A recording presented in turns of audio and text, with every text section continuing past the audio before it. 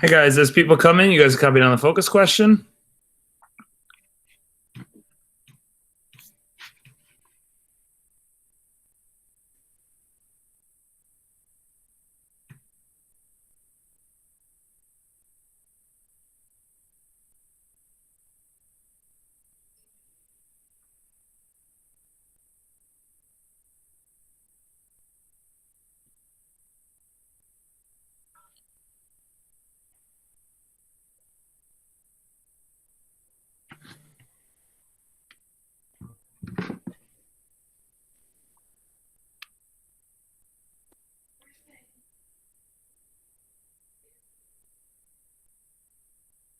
Yes, Milagros, copied on the focus question.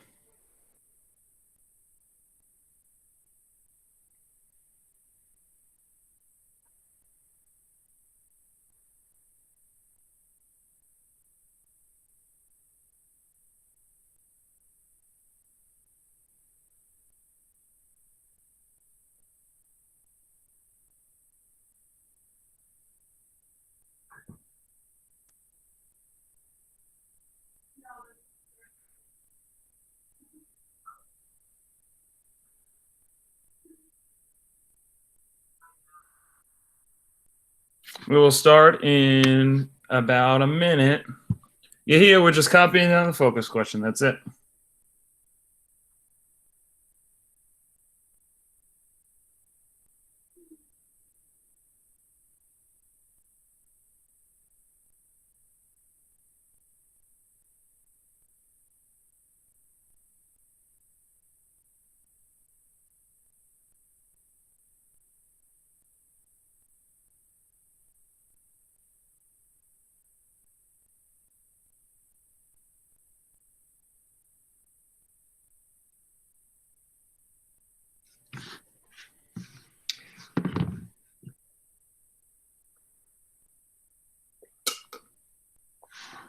Okay, I think we're good.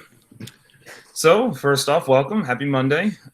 With this short week coming up, it is double period Monday. The good thing is this lesson shouldn't last too long. And then you'll have an opportunity to do the period 2 assignment a little bit later. So I think you guys will have plenty of time to do it. So the focus question is, why was the election of 1860 the final event before the start of the Civil War? So we've kind of seen this growing division between the North and the South, the sectionalism that's developing, the hatred between the two sides over the slavery. We started to see some violence. So now we're going to see why this was the final event before the start of the Civil War, and essentially why after the election of 1860, the Civil War will start. Okay, so we'll go through each particular step here. So let's take a look at a couple things. So number one, what we're going to do is we're actually going to, you're not going to copy the next slide down. We just want to kind of get a quick political party check-in because a couple of things have happened since we last left off with the Democratic Republicans and the Federalists. If you remember, after the War of 1812, it's a very minor detail. It's okay if you don't. The Federalist Party kind of went away because the Federalists were very much against the War of 1812. So what happens is new groups going to come out. And that new political party that's going to come out are called the Whigs, WHIGS, okay? And the Whigs and the Democrats are going to, the Democratic Republicans are going to change their name to just the Democrats. So the two political parties are going to be the Whigs and the Democrats. So I don't need you to copy anything down here. I just need to kind of mention a few things to show you kind of division between the two sides. As you can tell at the bottom here, you have some Democratic presidents. You have some Whig presidents. There's the alternate between two. It's this. Why was the election of 1860 the final event before the start of the Civil War? Yeah, Bliard. Yeah, great Googling. Excellent. Very nice. Yes. So the Whigs at this point are made up as the number one group that opposes the Democrats. And as you can see, they had a couple more presidents than Democrats. They started to gain more favor.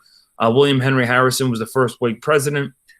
He is also the first president that dies in office. He gives a speech out in the freezing cold during his inauguration.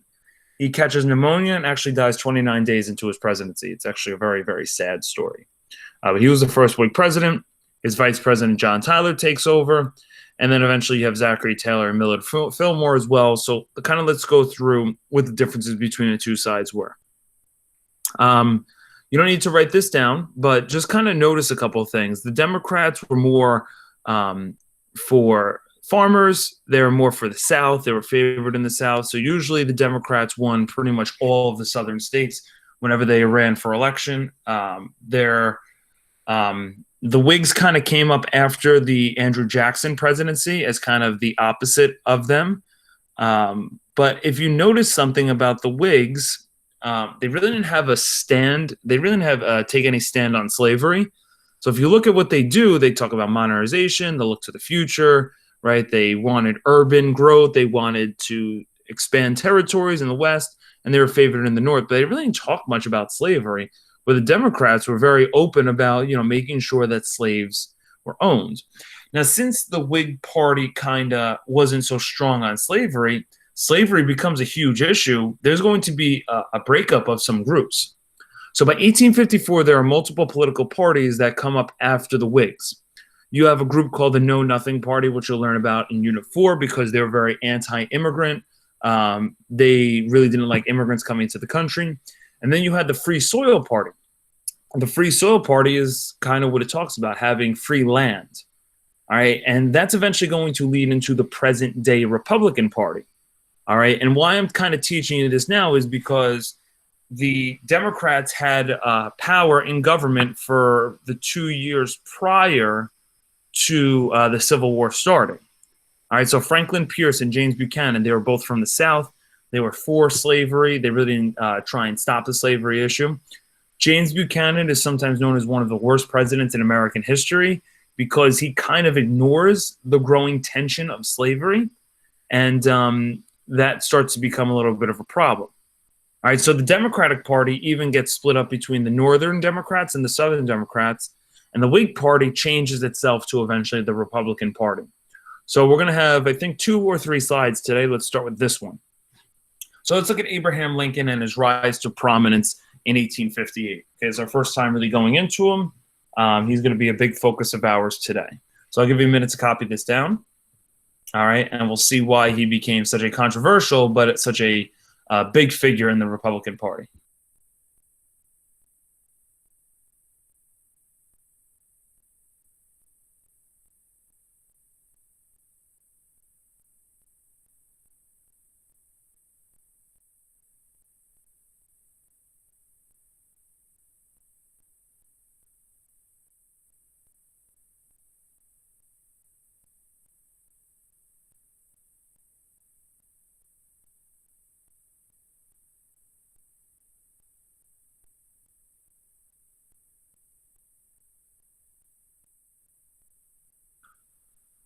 Okay, so let's see how Abraham Lincoln rises to prominence and fame. So the Republican Party is going to get created in 1854. It kind of starts out, Abraham Lincoln, who was a former Whig, decides to leave that political party and decides to join the new Republican Party, where in 1854, 1856, it's not too big of a party. But by 1858, it starts gaining some real prominence because of their main goal. And their main goal, which is, jumping ahead a little bit, their main goal was to not end slavery, but stop the spread of slavery. All right, so they weren't trying to end slavery in the South. They weren't trying to ban slavery, but they wanted to try and stop it from growing. So there's a big difference than, trying to end it. So where he kind of gets his prominence, though, is in 1858. So he is running for U.S. Senate. He's going to become one of our senators at the time. And he's running against a very popular Northern Democrat in Stephen Douglas, and they're running for Senate in Illinois. So even though this is just for a state, okay, this is going to be a very looked at race, and their debates become some of the most famous of all time.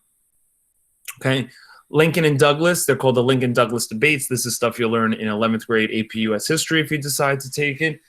they just go into a very cordial but very active exchange in ideas of why there should be slavery or why there shouldn't be the spread of slavery, and starts going into a lot of the ideas. Um, the debates were very well thought out. They're very smart. If you were to go back and look at some of them, you would kind of see how smart these two political figures were. So both of them kind of rose to prominence at this particular time. All right. So Lincoln would run for Senate against Stephen Douglas, and their 7 debates became a national focus on the slavery debate. And because slavery is such a hot button topic, a lot of people read and tuned in to these debates. Eventually, these two would run against each other in the election of 1860. All right, so it was kind of like a preview of them running for president. Both Lincoln and Douglas were against slavery, but Lincoln came out strong about how the country should outlaw the spread of slavery in new territories, which many Americans agreed with. All right. At this debate, he gave a very famous speech called the House Divided speech. And, if you looked at the entire speech, it kind of just came up with this one saying that basically a house divided against itself cannot stand. And he said, I believe this government cannot endure permanently half slave, half free. He's basically warning, like, our country can't stay divided between the North and the South over slavery. We need to make a decision. Okay, and that decision needs to become basically a federal law, and we need to basically say either we're going to have slavery everywhere or we're not going to have it at all. We can't continue this house divided speech. You can't have these half measures, so to speak. So Lincoln was a huge advocate for basically trying to end slavery, at least in terms of the spread of it. All right. So his house divided speech became a very popular speech at the time. He was very well spoken, Abraham Lincoln. I often joke that the presidential debates of Joe Biden and Donald Trump certainly did not reach the level of the Lincoln-Douglas debates because of the way they carried themselves in debate was a lot different than the way it goes in 2020. But that's kind of how things are sometimes. These two are very smart and well-spoken politicians.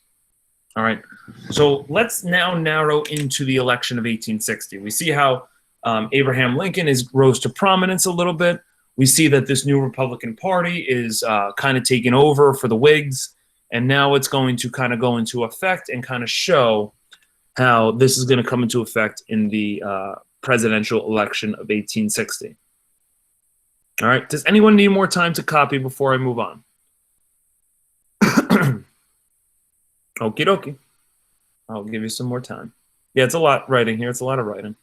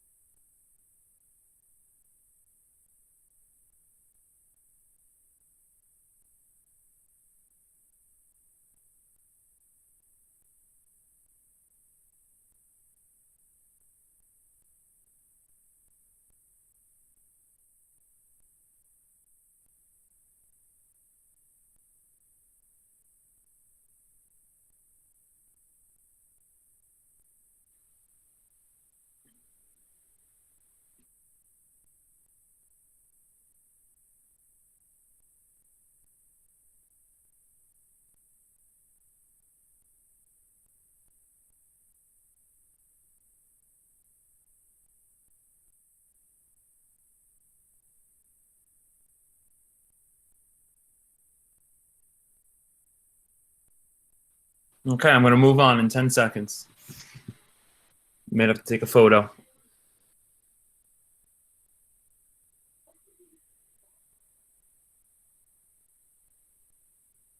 All right, 5, 4, 3, 2, 1. We're moving on.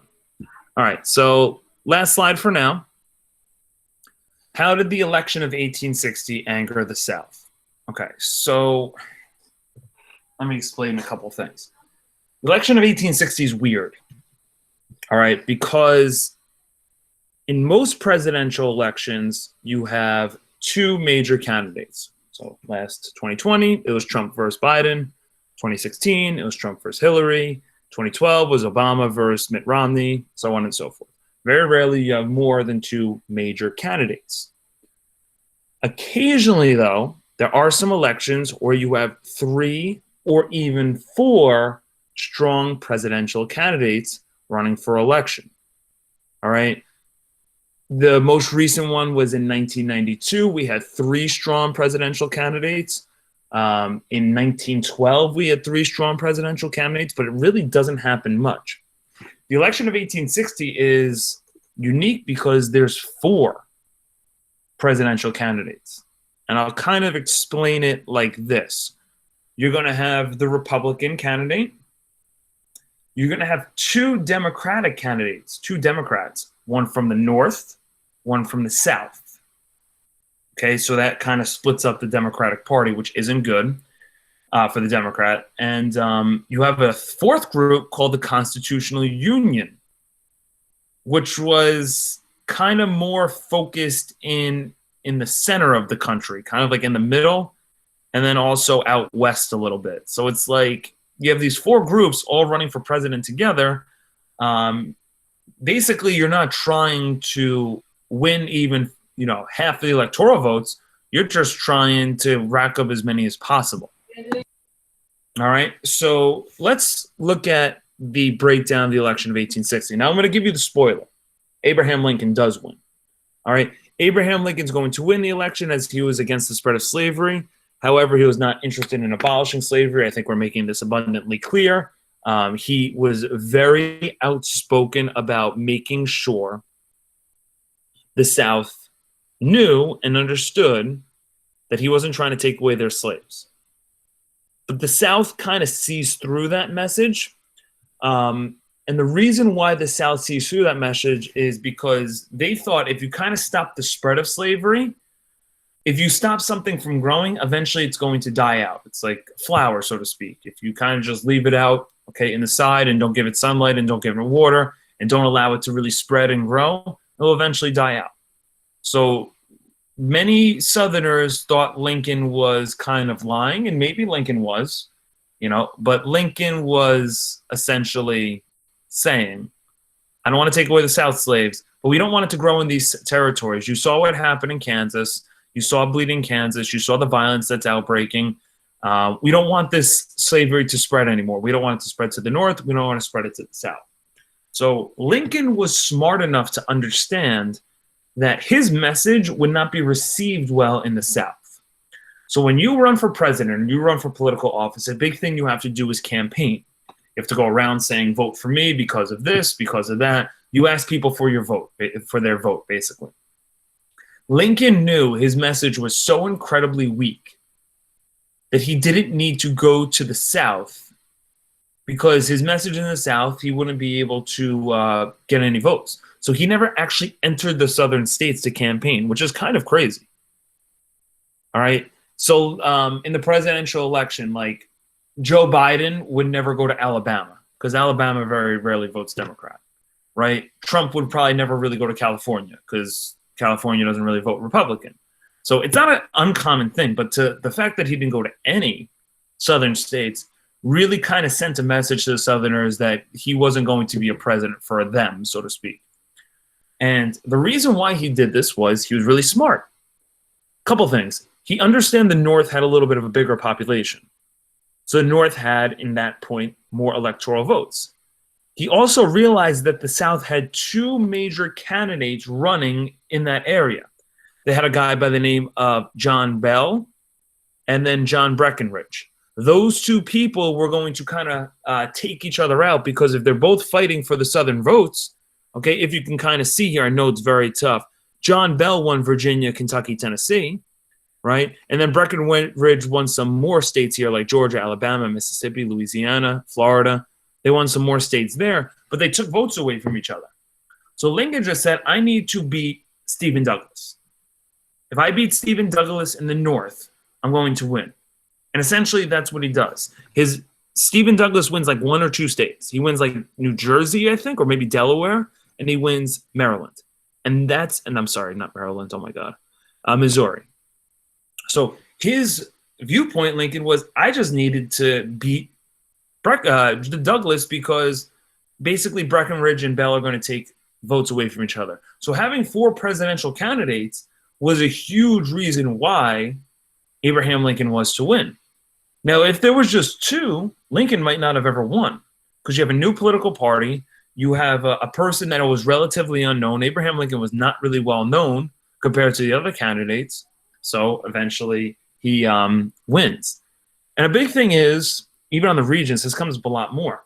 They will try and trick you and try and tell you that Lincoln wanted to ban slavery when he was elected. That's what he ran on. That wasn't the case. He wanted to stop the spread of it. And it was also wanted to strengthen the power of the federal government. Lincoln was not as big of a believer in the 10th Amendment. He believed that the 10th Amendment was causing problems like slavery. And the South was a huge argument they would have is not necessarily that they wanted to keep slavery, but they wanted to keep the Southern way of life, and they wanted to keep what is called as states' rights. Slavery is a state's right. Okay, at the time, and they believed that if the federal government came in and made a decision on slavery, well, that would be like King George in Great Britain making a decision. They often made that kind of comparison that Abraham Lincoln's a tyrant and a king because he wants to add power to the federal government. So it's not just about the slavery issue, it's also about the states' rights issue and a couple of other things. The Southern way of life meaning more traditional, more farmland, more agricultural, and Lincoln kind of was a threat to all of that. Okay, so I'm going to give you about 18 minutes to do the assignment. It should be pretty straightforward. No one should go anywhere though, because we have one more final slide to wrap everything up with this election before we head into the double period. So if you go to this tab, okay, a couple things. You have a couple things shared. You have the sectionalism PDF, and then you have a answer key. These top 2 things are the things that you're working on here. You're going to do the DBQ practice a little bit later on. Okay. Please also note there is no textbook assignment Thursday because it is Thanksgiving. So I hope you guys just enjoy your Thanksgiving with your family. So enjoy that little break from the textbook Thursday. You have the week off. Gentiana, if you see, the video should be live now. Okay, it was on scheduled.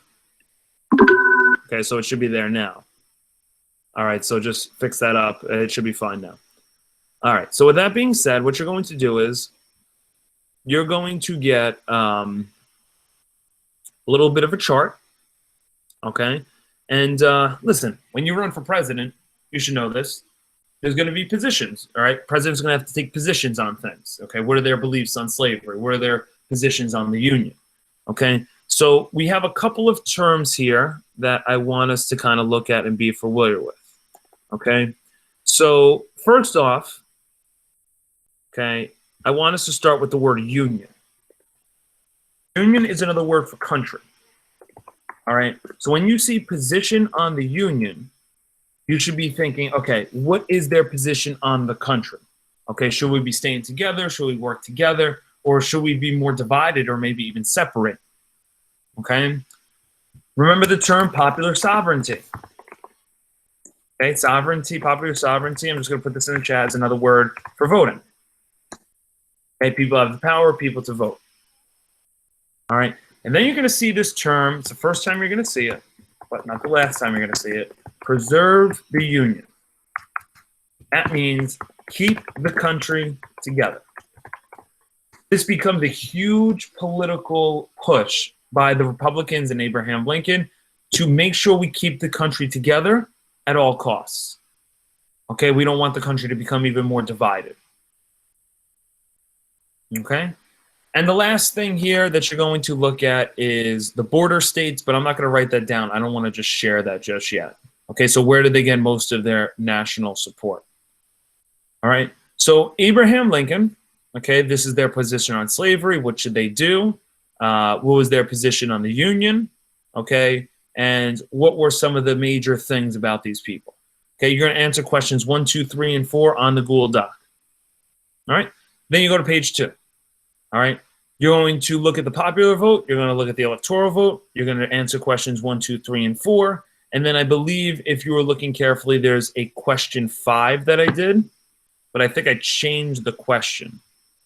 So if you look at question 5, I think I did. I'm drawing a blank now. Yeah.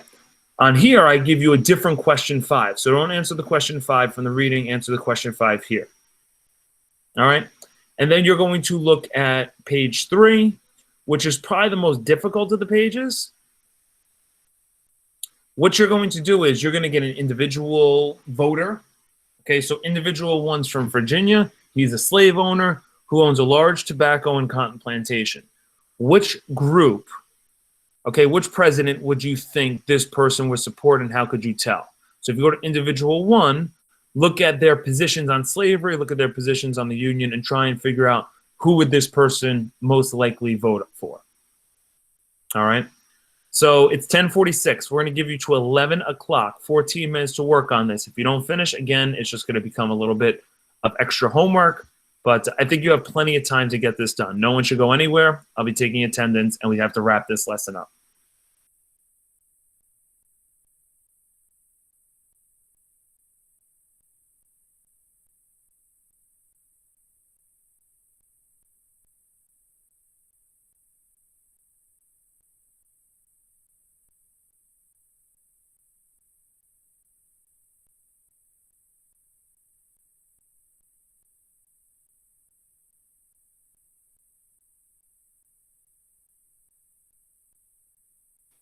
I think we're going to go over at the end of this period, Aura.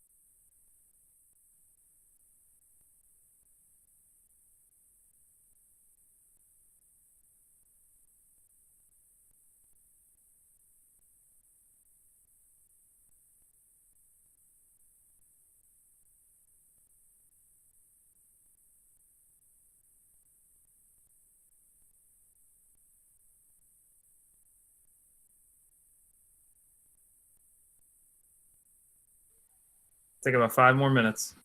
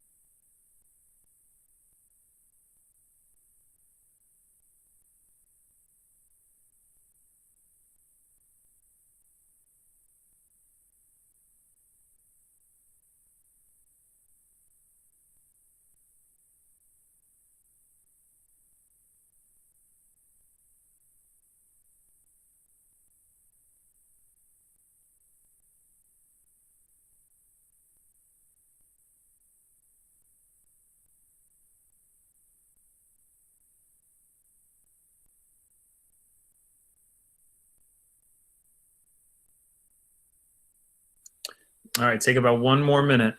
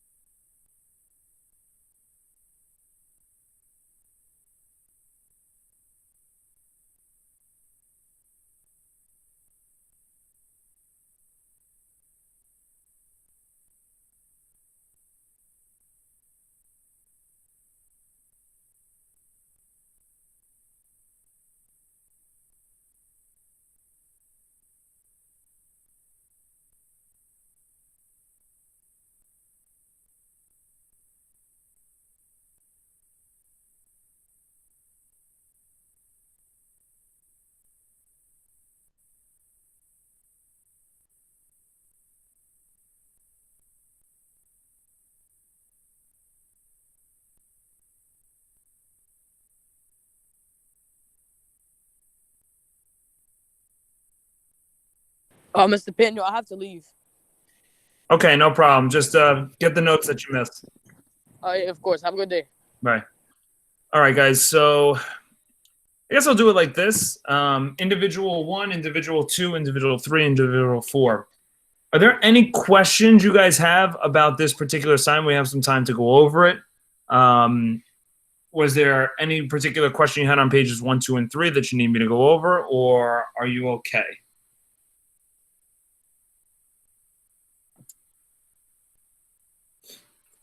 Last 2 questions. Okay. All right. So let's go over each individual. It's fine.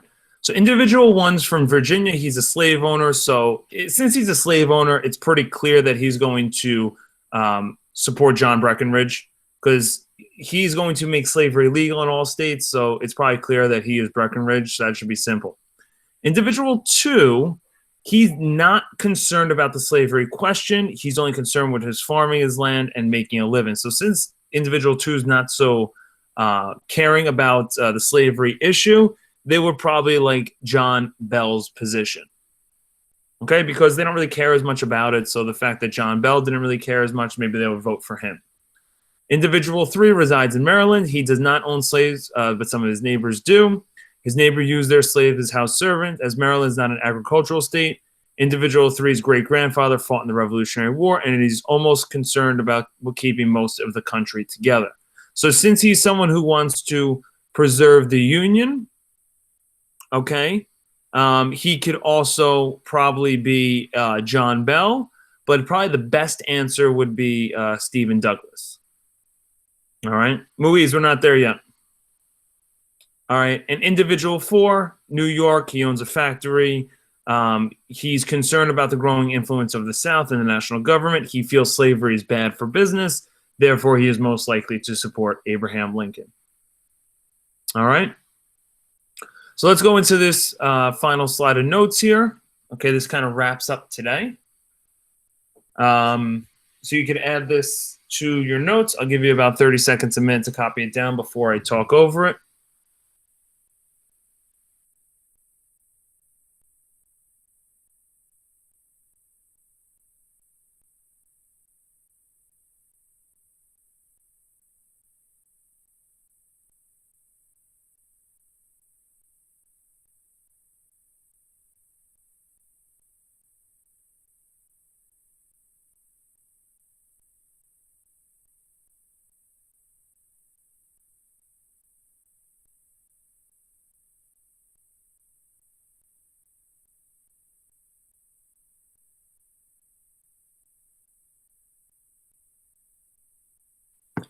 Okay, so when Lincoln wins the election, and as you can tell, he won 171 electoral votes or whatever it was, so he's going to become the 16th president of the United States.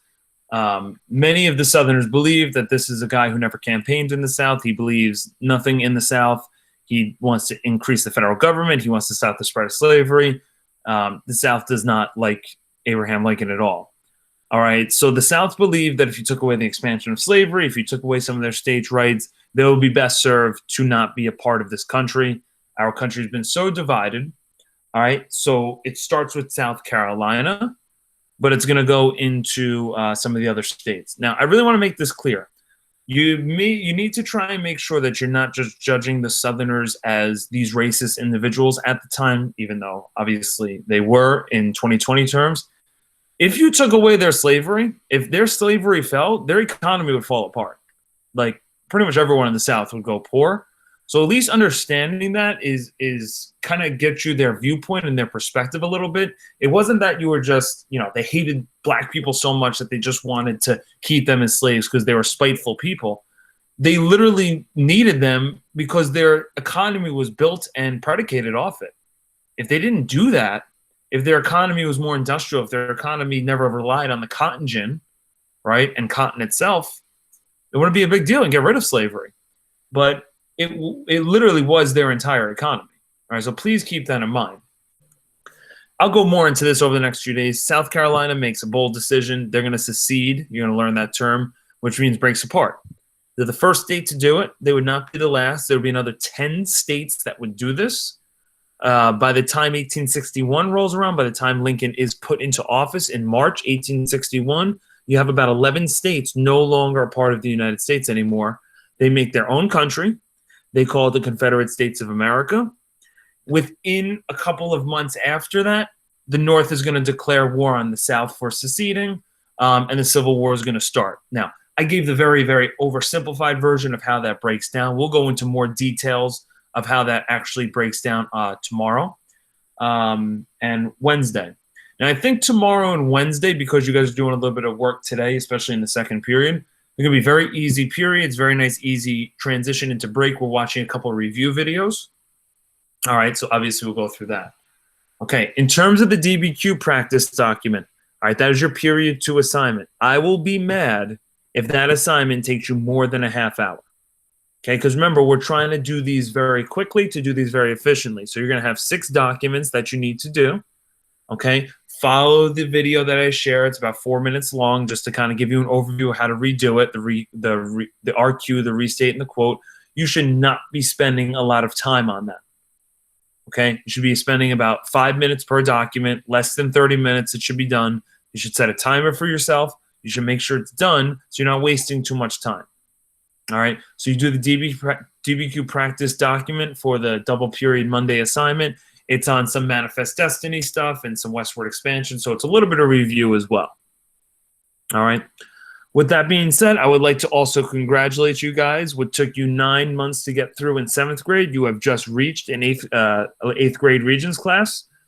Pretty much every lesson starting after Thanksgiving will all be new lessons, things you have not really learned before, starting with obviously the start of the Civil War. But I think you'll enjoy Tuesday and Wednesday's lessons. So I'll see you then. We'll be doing some review videos and kind of going through the start of the Civil War. But after the election of 1860, it's all started, okay? And we get to go over the bloodiest war in American history. All right? I will see you guys on tomorrow. Have a great rest of your day, and be well.